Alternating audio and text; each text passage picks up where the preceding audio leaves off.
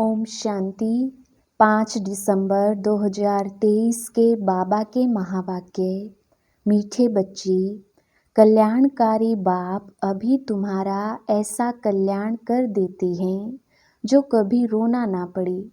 रोना अकल्याण व देह अभिमान की निशानी है। प्रश्न: किस अटल भावी को जानते हुए तुम्हें सदा निश्चिंत रहना है? उत्तर: तुम जानते हो कि इस पुरानी दुनिया का विनाश अवश्य होना है। भल पीस के लिए प्रयास करते रहते हैं, लेकिन नर चाहत कुछ और। कितना भी कोशिश करें, यह भावी टल नहीं सकती। नेचुरल क्लैमिटीज आदि भी होनी है। तुम्हें नशा है कि हमने ईश्वरीय गोद ली है। जो साक्षात्कार किए हैं वह सब प्रैक्टिकल में होना ही है, इसलिए तुम सदा निश्चिंत रहते हो। ओम शांति। विश्व में मनुष्यों की बुद्धि में भक्ति मार्ग का ही गायन है, क्योंकि अभी भक्ति मार्ग चल रहा है। यहाँ फिर भक्ति का गायन नहीं है, यहाँ तो बाप का गायन है। बाप की महिमा करनी होती है। जिस बाप से इतना ऊंच वर्षा मिलता है, भक्ति में सुख नहीं है। भक्ति में रहते हुए भी याद तो स्वर्ग को करते हैं ना।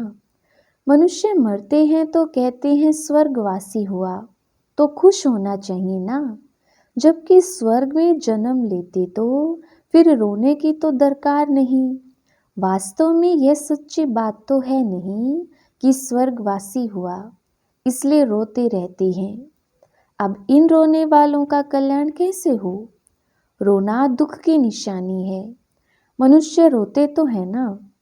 बच्चे जन्मते हैं तो भी रोते हैं, क्योंकि दुख होता है। दुख नहीं होगा तो जरूर हर्षित रहेंगे। रोना तब आता है जब कोई ना कोई अकल्याण होता है। सत्युग में कभी अकल्याण नहीं होता, इसलिए वहाँ कभी रोते नहीं। अकल्याण की बात ही नहीं होती। यहाँ कभी कमाई में घाटा पड़ता है या कभी अन्न नहीं मिलता तो दुखी होते हैं। दुख में रोते हैं, भगवान को याद करते हैं कि आकर सभी का कल्याण करो। अगर सर्वव्यापी है तो किसको कहते हैं कल्याण करो?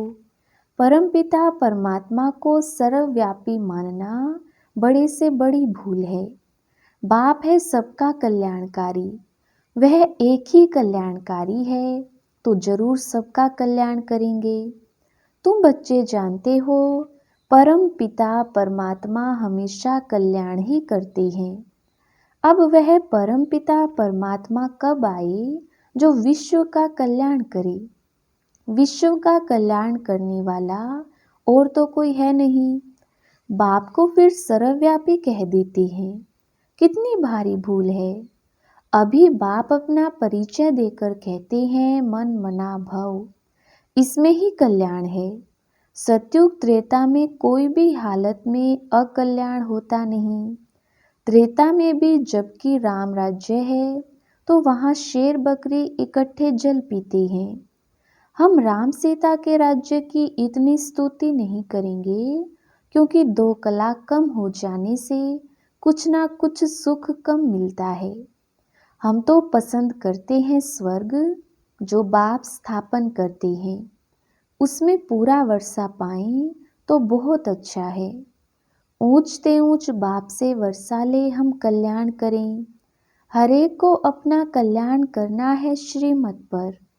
बाप ने समझाया है, एक है आसुरी संप्रदाय, दूसरा है दैवी संप्रदाय।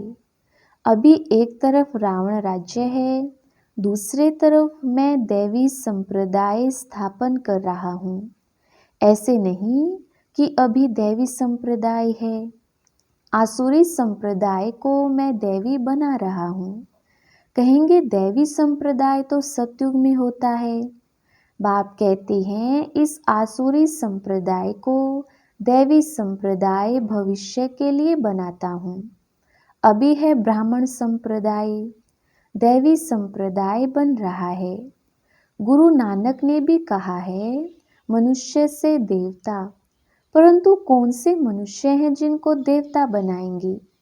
वह ड्रामा के आदि मध्य अंत को तो जानते नहीं। सृष्टि के आदि में जो लक्ष्मी नारायण श्रेष्ठाचारी हैं, वह भी आदि मध्य अंत को नहीं जानते, त्रिकालदर्शी नहीं है। आगे जन्म में त्रिकालदर्शी थे, स्वदर्शन चक्रधारी थे, तब यह राज्य पद पाया है। उन्होंने फिर स्वदर्शन चक्र दे दिया है विष्णु को। तो यह भी समझाना है कि स्वदर्शन चक्रधारी ब्राह्मण हैं तो मनुष्य आश्चर्य खाएंगे। वह तो श्री कृष्ण को भी कह देते, विष्णु को भी कह देते। यह तो जानते नहीं कि विष्णु के दो रूप लक्ष्मी नारायण हैं। हम भी नहीं जानते थे। मनुष्य तो हर बात में कह देते हैं भावी। जो होने वाला है उसको कोई टाल नहीं सकती। यह तो ड्रामा है।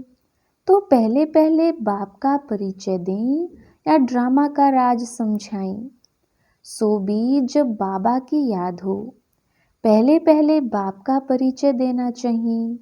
बेहद का बाबा शिव बाबा तो मशहूर है।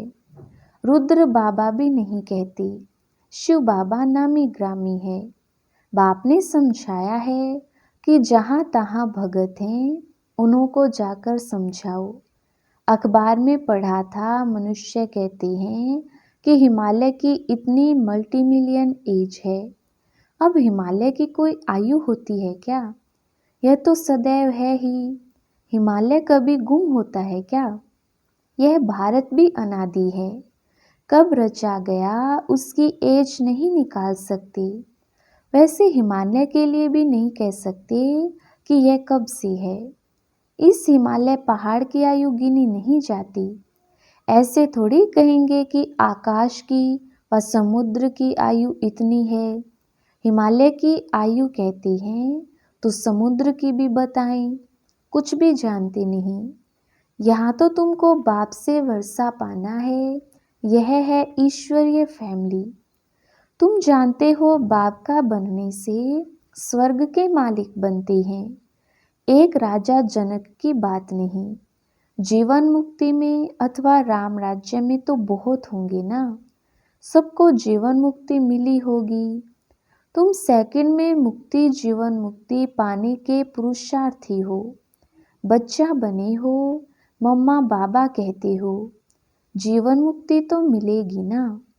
समझ सकते हैं, प्रजा तो ढेर की ढेर बनती जाती है। दिन प्रतिदिन प्रभाव तो निकलना है ना। यह धर्म की स्थापना करना बड़ी मेहनत है। वह तो ऊपर से आकर स्थापना करते हैं, उनके पिछाड़ी ऊपर से आते जाते हैं।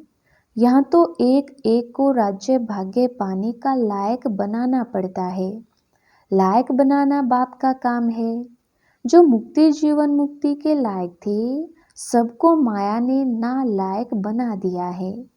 5 तत्व भी ना लायक बने हैं, फिर लायक बनाने वाला बाप है। तुम्हारा अभी सेकंड सेकंड जो पुरुषार्थ चलता है, समझते हैं कल्प पहले भी फलाने ने ऐसा ही पुरुषार्थ किया था। कोई आश्चर्यवंत भागंती हो जाते हैं, फारकती दे देते हैं, प्रैक्टिकल देखते रहते हैं। यह भी समझते हैं विनाश सामने खड़ा है, ड्रामा अनुसार सबको एक्ट में आना है।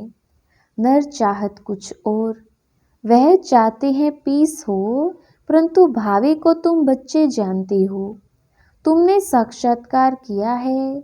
वह भल कितना भी माथा मारे कि विनाश ना हो, परंतु यह भावी टल नहीं सकती। अर्थक्वेक नेचुरल क्लेमिटीज होंगी, वह क्या कर सकती? कहेंगे यह तो गॉड का काम है। तुम्हारे में भी बहुत थोड़े हैं जिनको इतना नशा चढ़ता है और याद में रहते हैं। सब तो परिपूर्ण नहीं बने हैं। तुम जानते हो यह भावी टलने की नहीं है। अन्न नहीं है, मनुष्यों के रहने के लिए जगह नहीं है, 3 पैर पृथ्वी के नहीं मिलते। तुम्हारा यह है ईश्वरीय परिवार, माता पिता और बच्चे। बाप कहते हैं मैं बच्चों के आगे ही प्रत्यक्ष होता हूँ, बच्चों को सिखाता हूँ। बच्चे भी कहते हैं हम बाप की मत पर चलते हैं। बाप भी कहते हैं मैं बच्चों के ही सम्मुख आकर मत देता हूँ, बच्चे ही समझेंगे। नहीं समझते हैं तो छोड़ो, लड़ने की कोई बात नहीं। हम परिचय देते हैं बाप का। बाप कहते हैं मुझे याद करो तो विकर्म विनाश होंगे, और स्वदर्शन चक्र को याद करो तो चक्रवर्ती राजा बनेंगे। मन मना भव मध्याजी भव का अर्थ भी यह है। बाप का परिचय दो जिससे क्रिएटर और क्रिएशन का राज तो समझ जाएं। मुख्य यह एक ही बात है, गीता में मुख्य यह एक ही भूल है। बाप कहते हैं मुझ कल्याणकारी को ही आकर कल्याण करना है, बाकी शास्त्रों से कल्याण हो नहीं सकता। पहले तो सिद्ध करना है कि भगवान एक है, उनको तुम याद करते हो परंतु जानते नहीं हो। बाप को याद करना है तो परिचय भी चाहिए ना, वह कहाँ रहते हैं, आते हैं व नहीं। बाप वर्षा तो जरूर यहाँ के लिए देंगे या वहाँ के लिए देंगे, बाप तो सम्मुख चाहिए। शिवरात्रि भी मनाते हो, शिव तो सुप्रीम फादर है सब आत्माओं का। वह रचता है, नई नॉलेज देती हैं। सृष्टि चक्र के आदि मध्य अंत को वह जानते हैं। वह है ऊंचे से ऊंचा टीचर जो मनुष्य को देवता बनाते हैं, राजयोग सिखलाते हैं।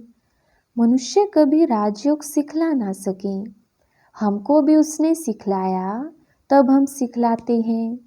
गीता में भी शुरुआत में और अंत में मन मना भव और मध्याजी भव कहा है। झाड़ और ड्रामा का नॉलेज भी बुद्धि में रहता है, डिटेल में समझाना पड़ता है। रिजल्ट में फिर भी एक बात आती है, बाप और वर्षे को याद करना है। यहाँ तो एक ही बात है, हम विश्व के मालिक बनेंगे। विश्व का कल्याणकारी ही विश्व का मालिक बनते हैं। स्वर्ग का मालिक बनाएंगे, नर्क का थोड़े ही मालिक बनाएंगे। दुनिया यह नहीं जानती कि नर्क का रचयिता रावण है, स्वर्ग का रचयिता बाप है। अब बाप कहते हैं मौत सामने खड़ा है, सबकी वानप्रस्थ अवस्था है, मैं लेने आया हूँ। मुझे याद करो तो विकर्म विनाश होंगे, आत्मा मैली से शुद्ध हो जाएगी, फिर तुमको स्वर्ग में भेज देंगे। यह निश्चय बुद्धि से किसको समझाना है, तोते मुआफिक नहीं। निश्चय बुद्धि को फिर रोने की व देह अभिमान में आने की बात नहीं रहती। देह अभिमान बहुत गंदा बना देता है। अब तुम देही अभिमानी बनो, शरीर निर्वाह अर्थ कर्म करो। वह तो कर्म सन्यासी बन जाते हैं।